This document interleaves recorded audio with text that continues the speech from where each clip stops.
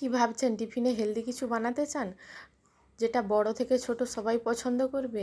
তাহলে এই রেসিপিটা আপনাদের জন্য। একবার এইভাবে বানিয়ে দেখতে পারেন। এটা বাচ্চাদের টিফিনেও দিতে পারেন অথবা বড়রাও ব্রেকফাস্টে এটাকে রাখতে পারেন। খুবই হেলদি একটা রেসিপি। তো এইভাবে একবার বানিয়ে দেখুন। নিয়েছি এখানে কালো ছোলা। ছোলাগুলোকে প্রথমে জলে সারা রাত্রি ভিজিয়ে রেখেছিলাম। তারপরে নিয়ে নিলাম একটা মিক্সির জারের মধ্যে, সেটাকে নিয়ে নিচ্ছি। তারপরে দিয়ে দিলাম একটু আদার টুকরো আর একটা কাঁচা লঙ্কা। আপনারা ঝালের পরিমাণটা একটু বাড়িয়ে কমিয়ে নিতে পারেন। আর বেশি পরিমাণে বানাতে চাইলে ছোলার পরিমাণটাও বেশি নিতে পারেন। আমি এখানে 1 কাপ মতো ছোলা নিয়েছি।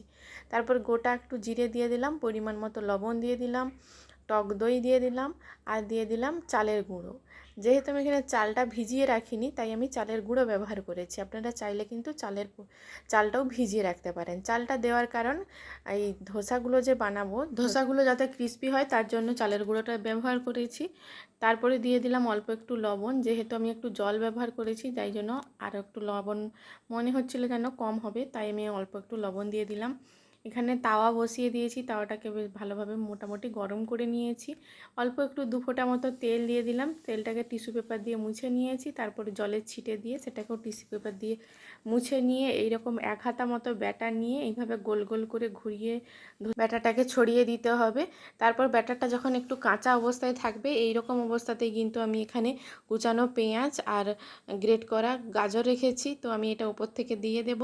আপনারা চাইলে আরও বিভিন্ন রকম ভেজিটেবল অ্যাড করতে পারেন। ধনেপাতা কুচি দিতে পারেন, আবার ক্যাপসিকাম থাকলে ক্যাপসিকামকেও ছোট ছোট টুকরো করে কেটে দিয়ে দিতে পারেন, অথবা যদি পনির থাকে গ্রেট করা পনিরও দিয়ে দিতে পারেন। এতে কিন্তু খুবই হেলদি হবে। আর অনেক রকম ভেজিটেবল কিন্তু বাচ্চারা খেতে পছন্দ করে না, তাই এর সাথে দিয়ে দিলে কিন্তু বাচ্চারা অনায়াসে খেয়ে নেবে। আমার মেয়ে তো এইরকম বিভিন্ন রকমের ধোসা খেতে খুবই পছন্দ করে। তো আমি এইভাবে নিত্য নতুন কিন্তু ওকে ধোসা বানিয়েই দিতে থাকি স্কুলের টিফিনের জন্য। তো আপনারাও আশা করছি আপনাদের বাচ্চাদেরকে এইভাবে নিত্য নতুন ধোসা বানিয়ে খাওয়াবেন। ওরাও কিন্তু খুবই খুশি মনে এটা খেয়ে নেবে। তো একটা রেডি হয়ে গেল, দেখতেই পেলেন। যখনই কালারটা চেঞ্জ হয়ে আসবে তখনই কিন্তু এটা তাওয়ার গা থেকে কিন্তু ছেড়ে যাবে, অটোমেটিক ছেড়ে যাবে। তো এইভাবে তাওয়ার গা থেকে যখনই ছেড়ে গেছে, তারপরে কালারটাও চেঞ্জ হয়ে গেছে, এরকম মুচমুচে অবস্থাতেই কিন্তু ধোসাটাকে নামিয়ে নিতে হবে। তারপর ফোল্ড করে নামিয়ে নিলাম। আবারও একটা ধোসা বানিয়ে নিলাম 1 হাতা ব্যাটার দিয়ে, এইভাবে গোল গোল করে ঘুরিয়ে।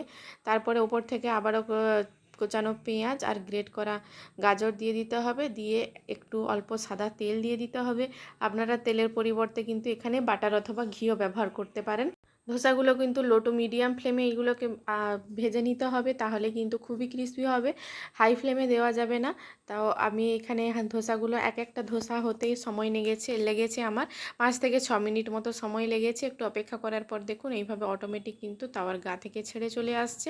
তারপর এইভাবে ফোল্ড করে দিয়ে আমি 2 ভাঁজ করে নিচ্ছি। আপনারা চাইলে কিন্তু এটাকে গোল গোল, যে দোকানে যেরকম গোল গোলভাবে ধোসাগুলো হয়, আমি একটু ছোট সাইজের বানিয়েছিলাম, আপনারা চাইলে একটু বড় বড় সাইজেরও বানিয়ে নিতে পারেন। তো সবকটা ধোসা আমার এইভাবে রেডি করে নিয়েছি। আমি মেয়েকে টিফিনে দিয়েও দেব। তো এই ধোসাগুলো খাওয়ার জন্য আমি কিন্তু এখানে চাটনি বানিয়েছিলাম। চাটনিটা দিয়ে কিন্তু এই ধোসাটা খেতে দুর্দান্ত লাগে। একবার এইভাবে বানিয়ে দেখতে পারেন। আশা করছি আপনাদের অবশ্যই ভালো লাগবে টিফিন রেসিপিটা। ভালো লাগলে লাইক শেয়ার করবেন।